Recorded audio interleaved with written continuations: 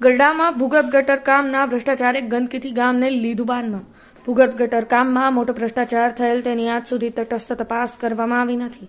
મૂળી તાલુકાના ગઢડા ગામે ગત વર્ષે ભૂગર્ભ ગટરનું કામ ગ્રામ પંચાયતના સરપંચને તલાટીની દેખરેખ હેઠળ શરૂ કરવામાં આવેલ, ત્યારે જ અધૂરા કામો કરેલ છે તે સમયે ભ્રષ્ટાચાર બાબતે ઉચ્ચ કક્ષાએ રજૂઆત કરવામાં આવી હતી, જેની તપાસ ચોટીલા તાલુકા વિકાસ અધિકારીને સોંપવામાં આવેલ, પરંતુ કોઈ આગળની તપાસ કાર્યવાહી કરવામાં આવેલ નથી. ત્યારે હાલ વરસાદી પાણીને ભૂગર્ભ ગટરના પાણી ભળી રહ્યા છે, ત્યારે અધૂરા રહેવા પામેલ ભૂગર્ભ ગટરના પાણી સમગ્ર ગામમાં ફરી વળતા રોગચાળો ફેલાય તેવી દહેશત ગામ લોકોમાં બેસી ગઈ છે. આ બાબતે સુરેન્દ્રનગર જિલ્લા વિકાસ અધિકારીને પણ લેખિત રજૂઆત કરવામાં આવી છે.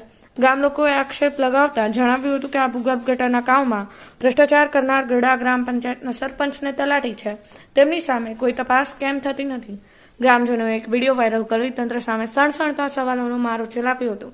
જો આ ગંદકી દૂર કરવામાં નહીં આવે તો સમગ્ર ગઢડા ગામ રોગચાળાના ભરડામાં સપડાય અને હાલમાં નવો ચાંદીપુરાનો વાયરસ ફેલાય તે પહેલા ગંદકી દૂરની સાથે ઉગ્ર રજૂઆત કરવામાં આવી છે, ત્યાં કિશોરભાઈ સોળમિયાએ જણાવ્યું હતું. બ્યુરો રિપોર્ટ, સમય 24 ન્યૂઝ, મૂળી.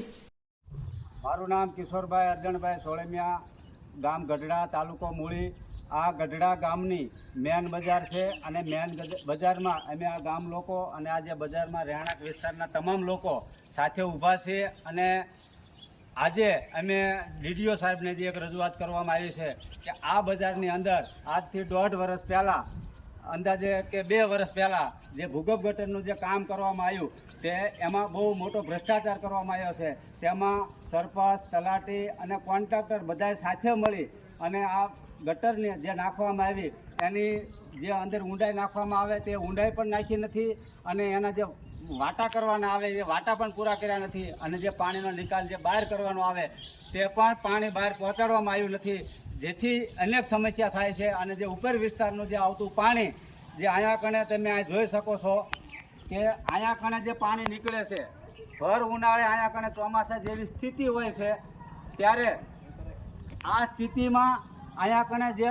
મેલેરિયા, ટાઇફોઇડ અને જે અત્યારે જે નવો જે વાયરસ નીકળ્યો ચાંદીપુરા જેવા વાયરસ થવાની જે સમસ્યા અમારા જે આ કણે રહેણાંક વિસ્તારના લોકો છે અને વધારે ભાગ આ બજારની અંદર જે માલધારી લોકો વસે છે અને એમને માલઢોરની સમસ્યા અને આ ગટરનું પાણી ઉપર વિસ્તારમાં આવેલું ગટરનું પાણી જે માલધારીના ઘર સુધી પહોંચી જાય છે, ઘરની અંદર ઘૂસી જાય છે, આવી બધી સમસ્યાઓ હોવા છતાં અને આ બાબતની અમે અનેક વખત ડીડીઓ સાહેબને લગભગ 5-7 વખત રજૂઆત કરી, ડીડીઓ સાહેબને રજૂઆત કરી, પણ આ ભ્રષ્ટ તંત્ર અને બધાય મિલી ભગત હોય એવી સ્થિતિ અમારા ગામ ગઢડાની છે.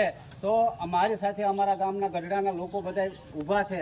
તો તમે જોઈ શકો છો કે આ કેવી અમારી ગઢડાની હાલત છે. તો અમારી ગામજનોની એક જ વિનંતી છે કે ડીડીઓ સાહેબને કે જે અમારા ગામના તલાટી છેલ્લા 12 વર્ષથી એકને એક જગ્યાએ નોકરી કરે છે, એટલે ગામજનો સાથે તલાટી કે ભાઈ કોન્ટ્રાક્ટર સાથે મિલીભગત કરીને બહુ મોટો ભ્રષ્ટાચાર કરવામાં આવે છે.